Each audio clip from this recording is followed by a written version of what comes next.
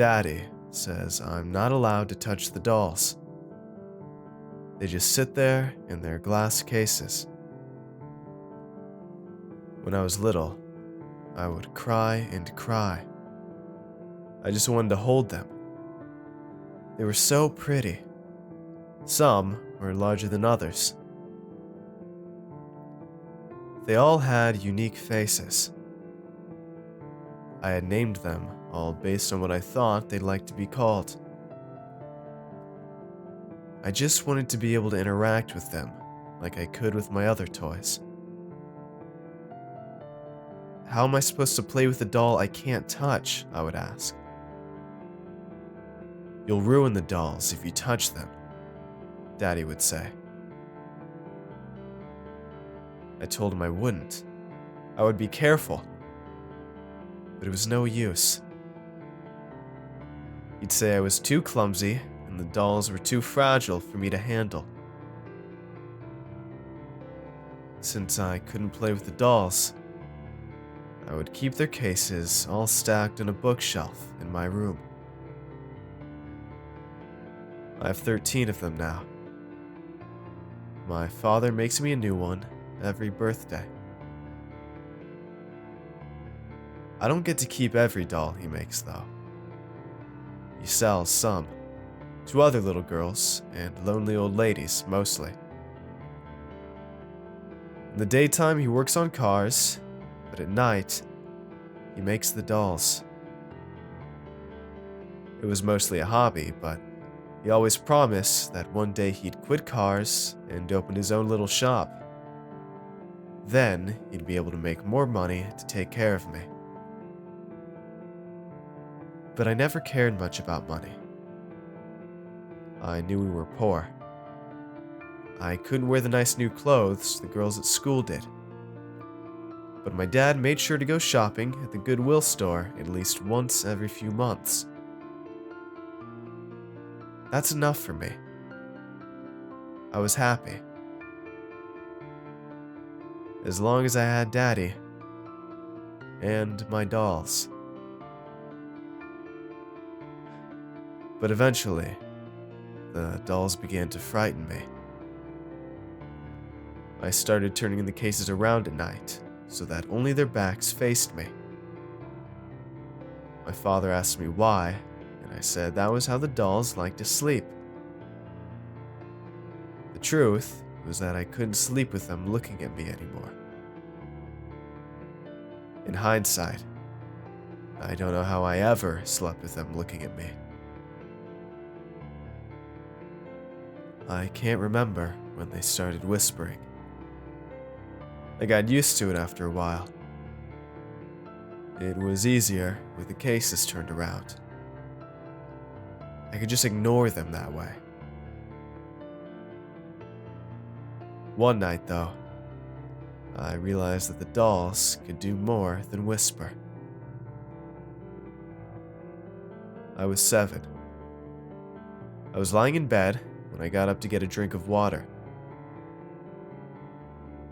As I walked past the shelf where the doll cases stood, I heard what sounded like a scratching sound. It seemed to be coming from one of the cases. I listened intently before turning around the case that the noise seemed to be coming from. It was Molly. Molly was the doll with 2 blonde braids and bangs hanging low above her green eyes. I reached my hand out to touch her case. I stopped when I saw that from the corner of her marble eye, a drop of red liquid had formed and begun slowly down her face. I vaguely wondered if dolls could bleed. In a strange combination of wonder and horror, I reached out my hand once more and let the tip of my finger graze the glass. As soon as my hand made contact, she screamed. I know that sounds ridiculous, but I know what I heard. No one can imagine a sound like that. Her case started rattling wildly as I ran sobbing and shrieking into my father's room. He was awake, and I started panting about the doll. He asked what I was talking about. I said that surely he must have heard it. His face became very serious, and he insisted that I must have been dreaming. Although he tried to console me, I refused to return to my own room until morning. The next night, I decided I was going to open Molly's case. I was terrified of Molly now, but I had to prove to myself that I wasn't crazy. I had to prove Daddy wrong. I began by sneaking a butter knife out of the kitchen. When that didn't work, I snuck out the large chef's knife that Daddy uses to chop potatoes. I slipped the knife between the space at the top of the box where the glass met the metal hinge.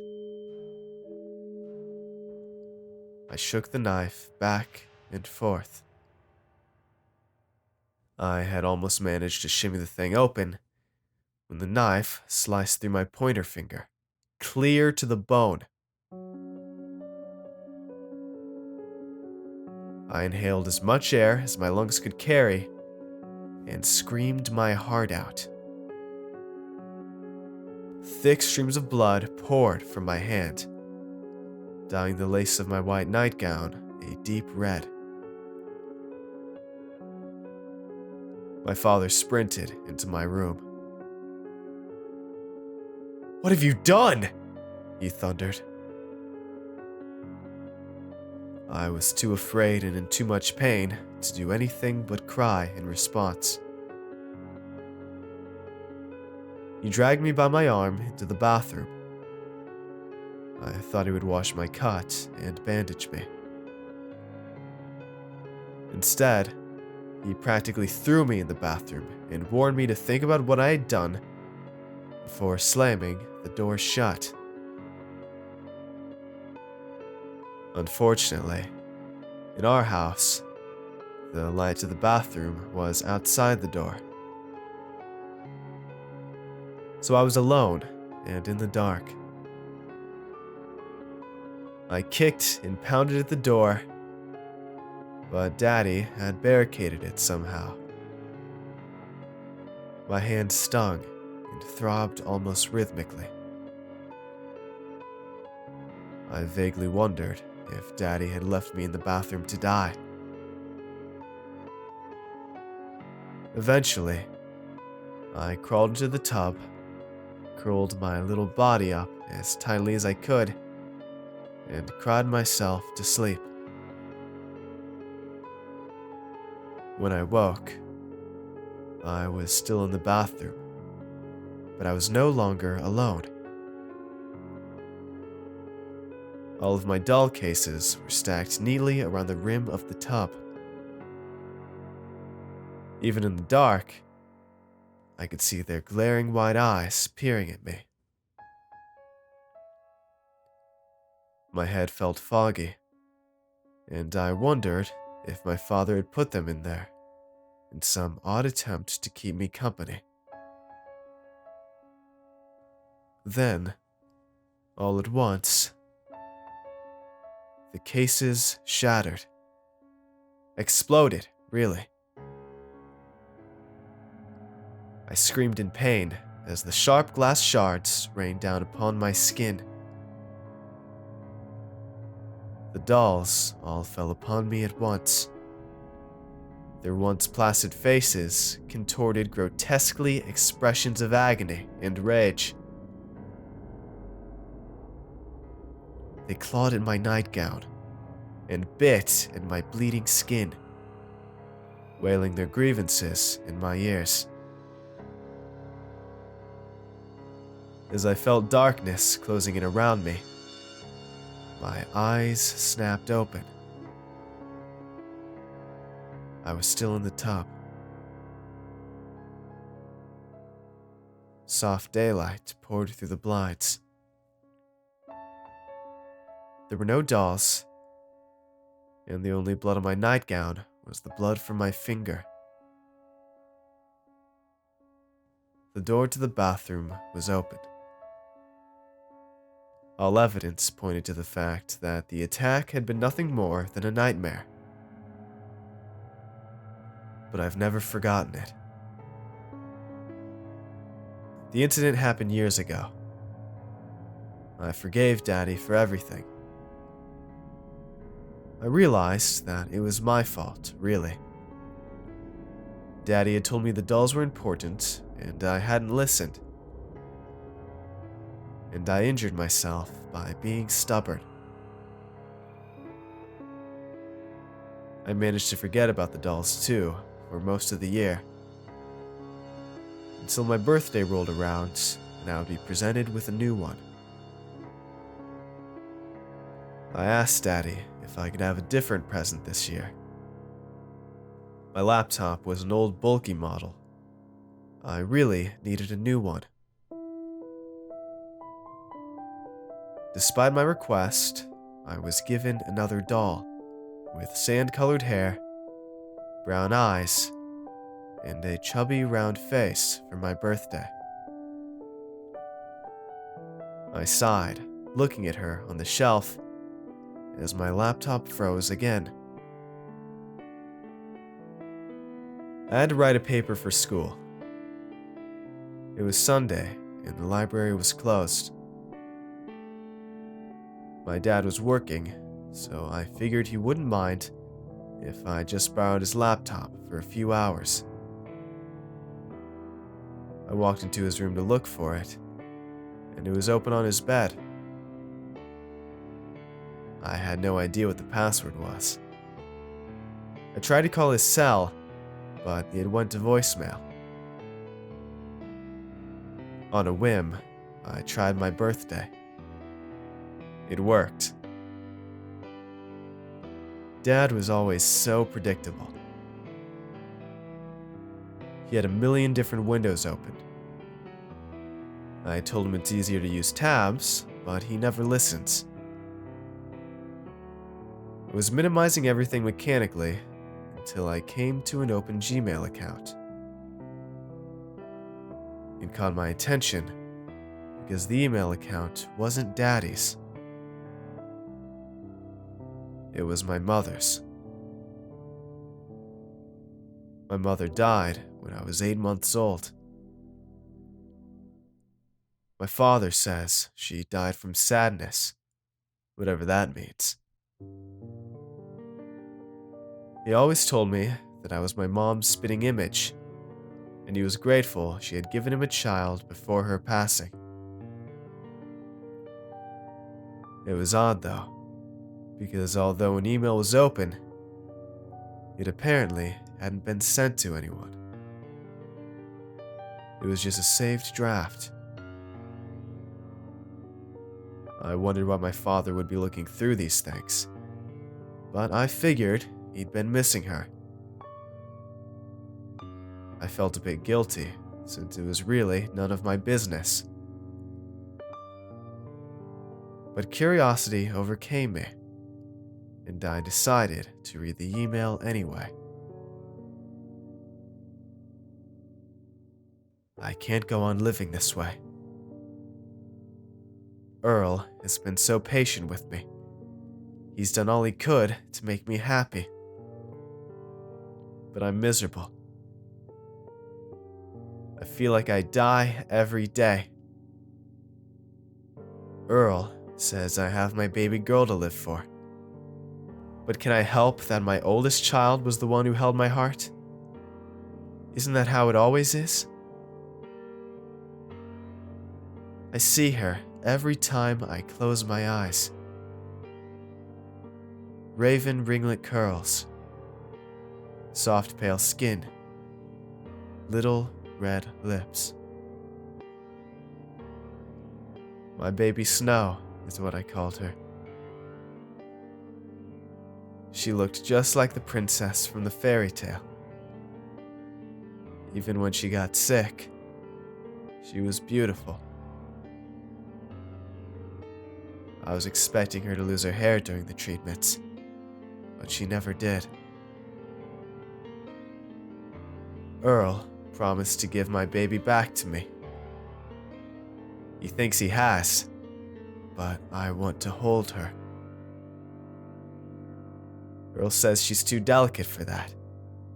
You'll break her, he says. But what kind of kid breaks when held by her mother?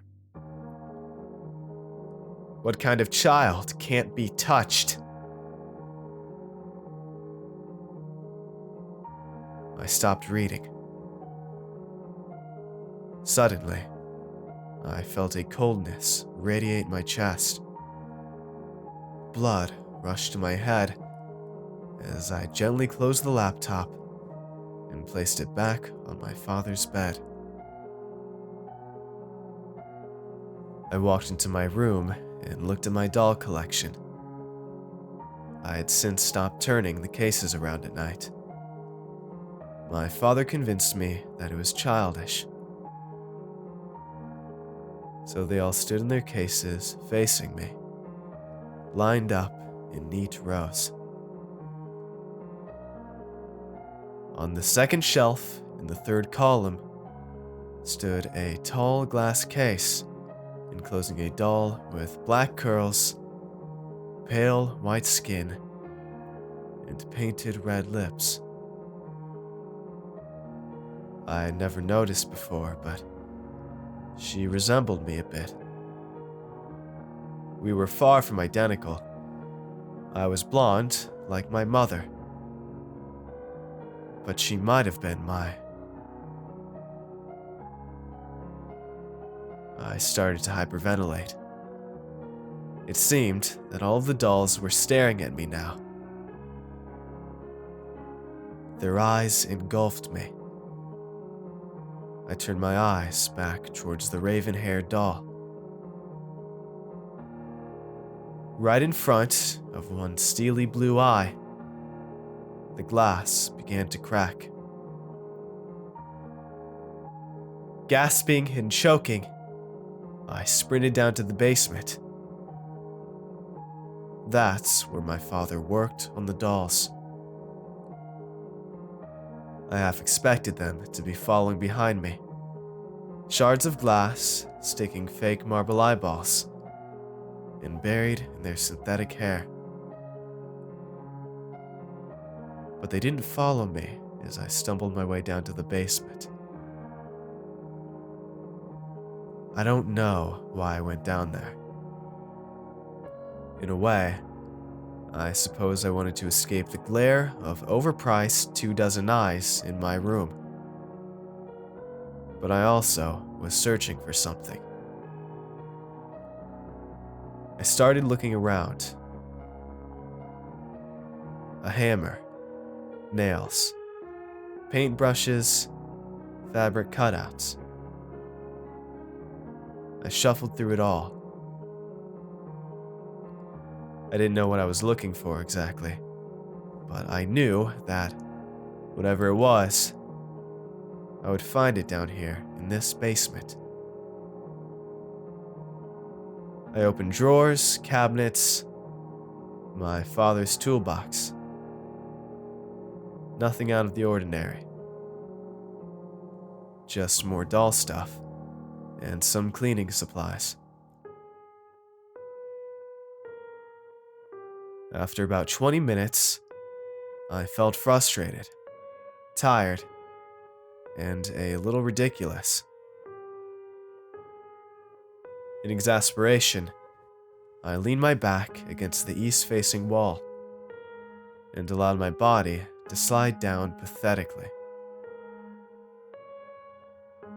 Oddly, as I slid to the floor, I felt the wall shift a little. I stood up and pushed against it as hard as I could. It was no use. That's when I discovered the panel was slightly detached from the rest of the wall, and there were two small semicircle cutouts in the wood. How had I not noticed that before?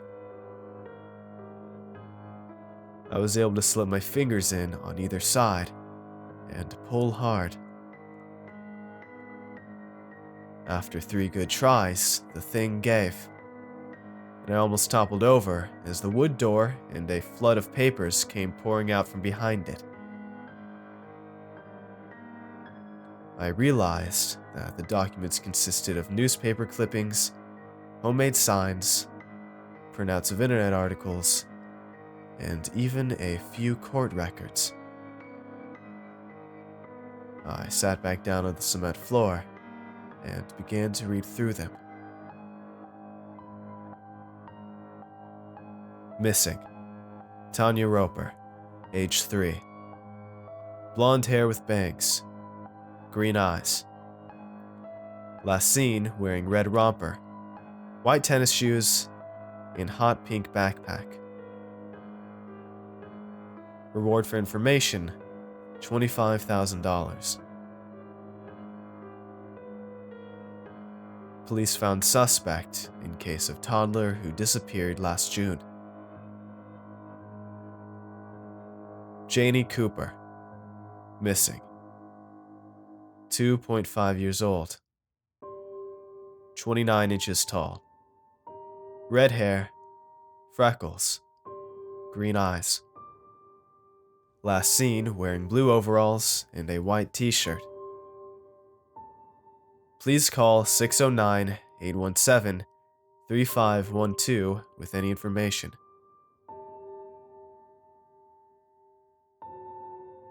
Parents of missing 4-year-old write heart-wrenching public letter to daughter's kidnapper. We just want our baby to come home. There were dozens of them. I looked up and noticed that behind the wood panel was another small door. I suddenly felt grateful for the boy at summer camp last year who taught me how to pick open a lock with bobby pins and determination. When I finally managed to get the door open, the smell hit me before my eyes adjusted to the darkness. When I finally saw what lay behind the door, I screamed until my voice was hoarse. I managed to run and trim my way upstairs and out the front door to the home of our neighbors, an elderly, retired couple. They didn't believe me at first. They even scolded me for playing a cruel prank on them. It took me nearly half an hour to convince them that they needed to call the police. I live with a foster family now. I've had counseling. Everyone says I'm doing surprisingly well, given what I've been through. I'm debating now about whether to tell the therapist about the letter my father recently sent me from prison. My foster mom gave me the letter, but said she didn't read it. I know I should tell my therapist, but I just want to put this all behind me, you know? Besides, it doesn't matter much. My foster parents say Daddy will probably die behind bars. They think saying that will make me happy, but honestly, my father is the only real parent I've ever had. I don't like thinking of him in there, despite what he did. I have mixed feelings about the letter, really. In part, I was glad to hear from Daddy, since I do miss him. But I would be lying if I said his words didn't also make my spine shiver. In his own scraggly handwriting, my father wrote me the following. My darling daughter, I know I've done a lot to hurt you. I'm sorry for that. I love you with all my heart, and I want you to know that none of this is your fault. I'm going to appeal my conviction, and I have confidence that everyone will soon see that this has all been a big misunderstanding. I can't wait to see you again, sweetheart. Till then, just know that you'll always be my baby doll.